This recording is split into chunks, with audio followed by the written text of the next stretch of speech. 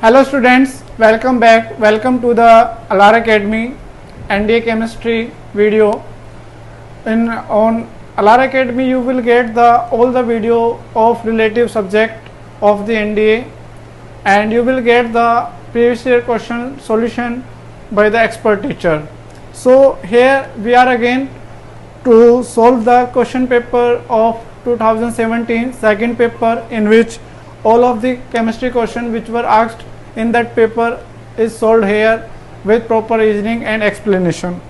ठीक है, तो आइए देखते हैं यहाँ पर. First of all we will do the first question. First question कह रखा है कि जो आयनाइजेशन एंथैल्पी है, ठीक है, ionisation energy of hydrogen atom in ground state. ठीक है, तब इस तरीके का क्वेश्चन आता है तो आपने एक फॉर्मूला पढ़ा था बोहर मॉडल से, वो आता है 2.18 इंटू 10 की power -18 Z square upon N square. तो हाइड्रोजन एटम में जो इलेक्ट्रॉन है वो क्या होता है, 1s1 होता है, तो एन के लिए इसकी वैल्यू होगी 1, और जेड इसका एटॉमिक नंबर भी क्या होता है, 1 होता है. तो आप कहेंगे 2.1 इंटू 10 की पावर -18 1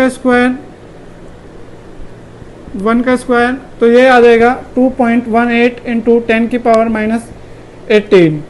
आपको पता है कि भाई ये आएगा जूल के अंदर, लेकिन यहाँ पर आपको जो आंसर दे रखा है वो जूल में नहीं दे रखा है, इलेक्ट्रॉन वोल्ट में दे रखा है. तो जूल में जो वैल्यू दे रखी है वो गलत है. ठीक है, हमको इलेक्ट्रॉन वोल्ट में निकालते हैं. आपको पता है 1 joule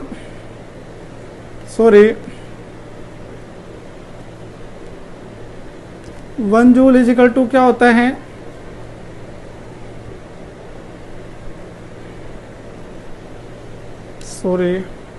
one electron volt is equal to क्या होता है, 1 electron volt is equal to होता है 1.6 इंटू 10 की पावर -19 जूल.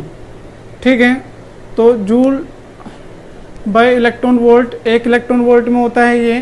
तो अब हम इसको जूल को इसमें कन्वर्ट करते हैं, तो ये आएगा आपका 2.18 इंटू 10 की पावर -18 अपॉन 1.6 इंटू 10 की पावर -19. इसको जब हम क्या करते हैं, डिवाइड करते हैं, ये आ जाता है 2.116. अब हम इसको करेंगे सॉल्व, तो क्या आएगा भाई,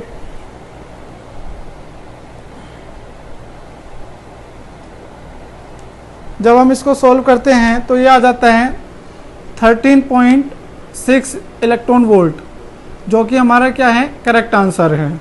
तो आपको ये वाला फॉर्मूला याद रखना है जब भी आपसे कोई भी एनर्जी पूछी जाती है 1 इलेक्ट्रॉन सिस्टम के लिए. ठीक है, now we will talk about the when pure water boils vigorously the boils rise to surface are composed of. जो बबल्स होते हैं उनमें मेनली क्या होती है, एयर होती है. जैसे दूध भी उबल रहा है, और या पानी के अंदर जो क्या होते हैं बबल्स होते हैं, उसमें मेनली क्या होती है, उसमें मेनली आपकी कौन सी गैस होती है, एयर होती है. ठीक है, एयर उसमें ट्रैप हो जाती है, इसलिए वो बबल्स बनते हैं. जिनके अंदर एयर ट्रैप्स नहीं होती वो वेपर्स की फॉर्म में ऊपर निकल जाते हैं. तो इसका आंसर आएगा, दूसरे क्वेश्चन का आंसर आएगा एयर. ठीक है, now we will move to the third question. Which compound dissolve in water conduct electricity and form से बेसिक सॉल्यूशन. तो यहाँ पर आपका आंसर आएगा D, that is NaOH. NaOH क्या है, एक बेस है. ठीक है, जब हम इसको वाटर में डिजोल्व करेंगे तो ये क्या देगा, ये Na positive and OH negative ion देगा, जिसकी वजह से इलेक्ट्रिसिटी कंडक्ट हो जाती है. ठीक है, इलेक्ट्रिसिटी कंडक्ट इसी वजह से. ठीक है, now we will move to the next question.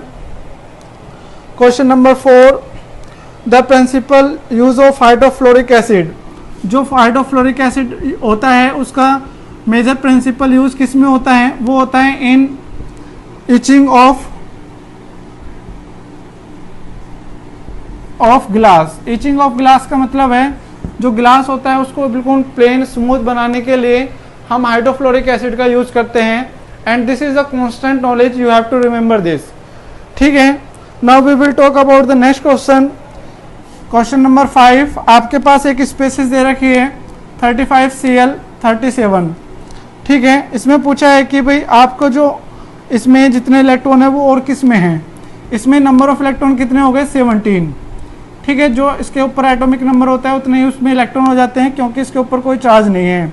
अब इसका आंसर आएगा सी, दैट इज Ar पॉजिटिव 18, ठीक है। इसमें इलेक्ट्रॉन कैसे निकालते हैं, atomic number minus positive charge, तो ये आ जाएगा 18 - 1 = 17। तो Ar positive is the correct answer, C option, ठीक है। Now we will talk about the next question, question number 6। Question number 6 में क्या दे रखा है, क्वेश्चन नंबर 6 में आपको दे रखा है कि भाई जो आपके पास क्या होता है, जो आपके पास इन्होंने कंपाउंड दे रखा है उसमें आपको अलग अलग स्टेटमेंट दे रखे हैं, उसमें आपको कांस्टेंट कंपोजिशन निकालना है और फिर उसको कंपेयर करना है।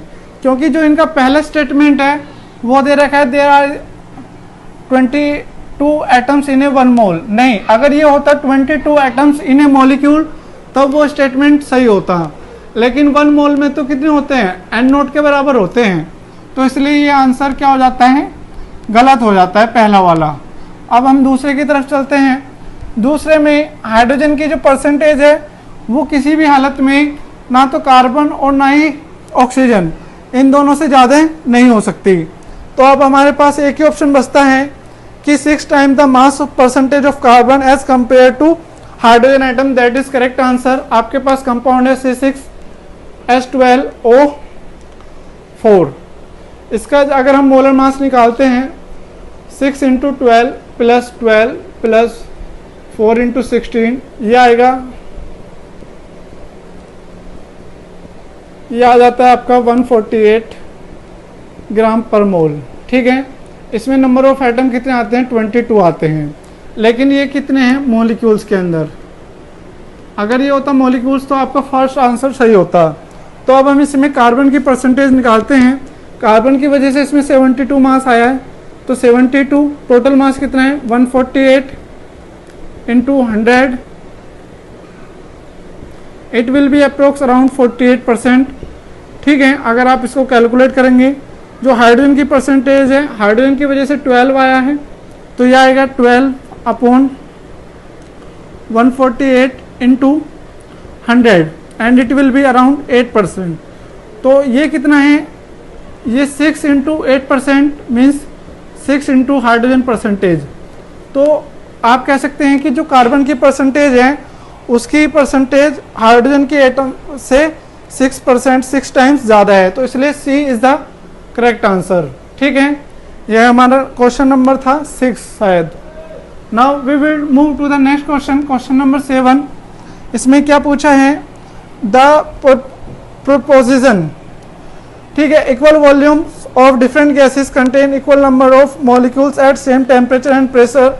ये जो लॉ था वो हमें एवोगैड्रो ने दिया था, ठीक है। एवोगैड्रोस लॉ बोलते हैं जिसमें इक्वल वॉल्यूम्स पर दो डिफरेंट गैसेस के अंदर सेम नंबर ऑफ मॉलिक्यूल्स होते हैं या पार्टिकल्स होते हैं जब उनके टेम्परेचर और प्रेशर क्या होते हैं, सेम होते हैं। जैसे आप मान लो हाइड्रोजन एंड ऑक्सीजन है, दोनों का टेम्परेचर एंड प्रेशर क्या है, सेम है।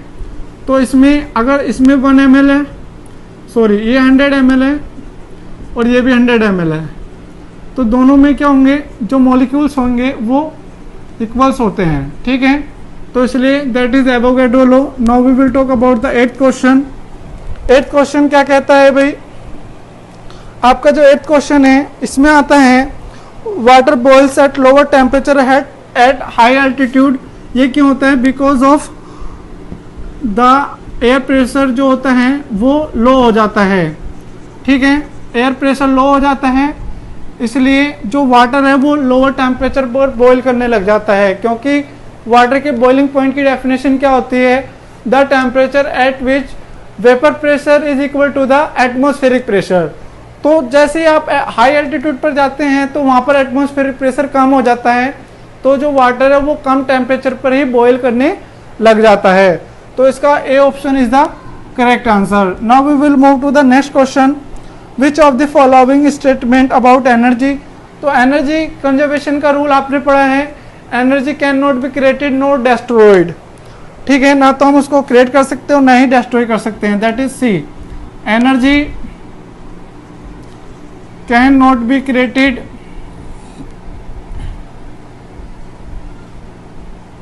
Nor destroyed. ठीक है, ये आपको याद रखना है। Now we will talk about the next question, question number 10। Which of the following waves carries the maximum energy per photon. तो जब आप इलेक्ट्रोमैग्नेटिक स्पेक्ट्रम को देखते हैं तो वहाँ पर इलेक्ट्रोमैग्नेटिक स्पेक्ट्रम क्या होता है, जिसमें हम जो वेव्स होती हैं, जो डिफरेंट रेडिएशन होती है, उनको increasing order of their wavelength या decreasing order of their energy में अरेंज करते हैं।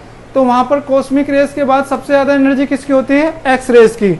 तो एक्स रेज की जो एनर्जी होती है गिवन रेज में, वो पर फोटोन सबसे ज़्यादा होती है।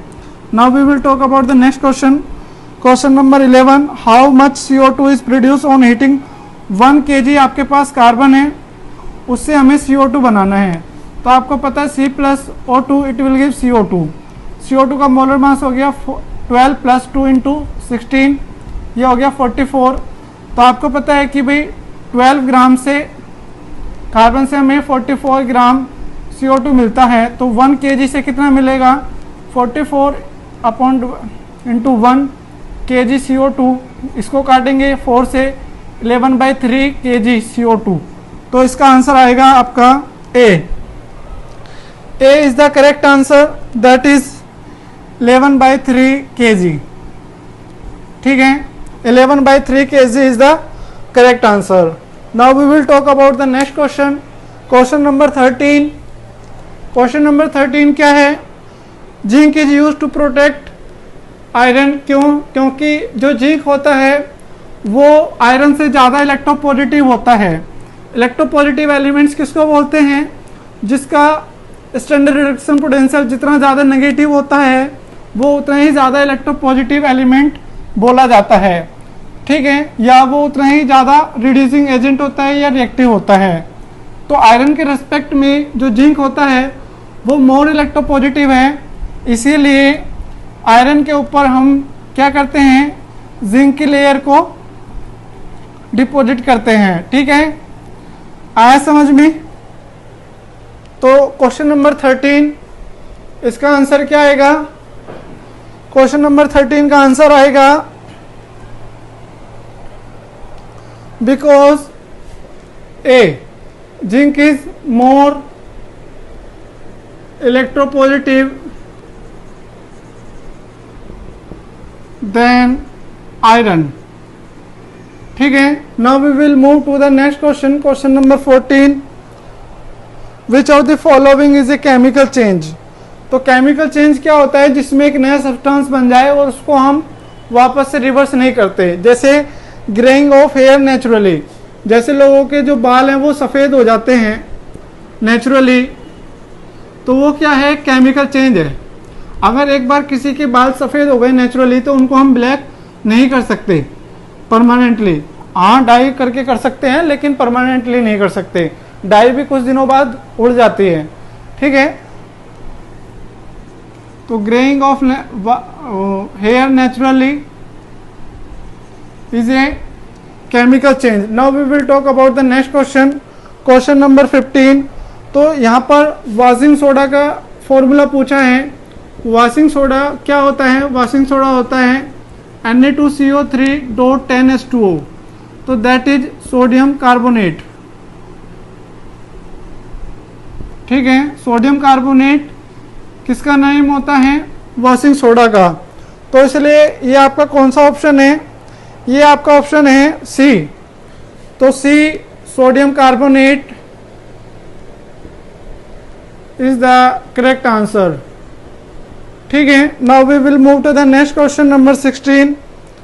जो पोटेशियम परमैंगनेट होता है उसको वाटर को प्योर करने के लिए क्यों यूज किया जाता है, तो ये इसलिए क्योंकि इट इज ऑक्सीडाइजिंग एजेंट। ये तो हमने अभी पढ़ाया था क्लास 12 में। ठीक है, जो KMnO4 होता है इसके अंदर मैंगनीज की ऑक्सीडेशन स्टेट +7 होती है, तो ये आप सिर्फ डिक्रीज होती है। तो जब ऑक्सीडेशन स्टेट डिक्रीज होती है तो वो कैसे का काम करता है, ऑक्सीडाइजिंग एजेंट का। तो वो क्या करता है, जितनी भी इम्प्योरिटीज होती हैं वाटर के अंदर वो उन सबको ऑक्सीडाइज कर देता है और वो शटल डाउन हो जाती हैं, और जिसकी वजह से वाटर क्या हो जाता है, प्योर हो जाता है। ठीक है, now we will talk about the next question and that will be our last question. तो आपको एक केमिकल इक्वेशन दे रखी है इन्होंने, CH4 plus 2O2 it will give CO2 plus 2H2O। ठीक है, तो इसमें आपके पास 4 स्टेटमेंट हैं कि hydrogen is oxidise, carbon is oxidise, hydrogen is reduced, carbon is reduce. तो यहाँ पर इसका क्या हुआ है, ऑक्सीडेशन। ऑक्सीडेशन क्यों हुआ है भाई इसका, because oxygen atoms added with carbon atom.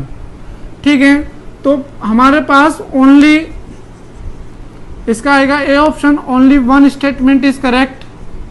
ठीक, क्योंकि यहाँ पर कार्बन का ऑक्सीडेशन हुआ है, बाकी हाइड्रोजन जो पहले से ही +1 ऑक्सीडेशन स्टेट में है, यहाँ पर भी +1 ऑक्सीडेशन में है, तो ना तो उसका ऑक्सीडेशन हुआ ना ही उसका रिडक्शन हुआ। क्योंकि ऑक्सीडेशन और रिडक्शन होने के लिए क्या होना चाहिए, वहाँ पर उसके ऑक्सीडेशन स्टेट में चेंज होना चाहिए। जैसे यहाँ पर कार्बन की ऑक्सीडेशन स्टेट -4 थी और यहाँ पर कितनी हो गई, +4 हो गई। ठीक है, तो यहाँ पर -4 से +4 गया है, इसीलिए जो कार्बन है वो ऑक्सीडाइज हुआ है, और वो हमारा कौन सा स्टेटमेंट है, फर्स्ट स्टेटमेंट है। इसलिए हम लिखेंगे only first statement is correct, that's why A is the correct answer.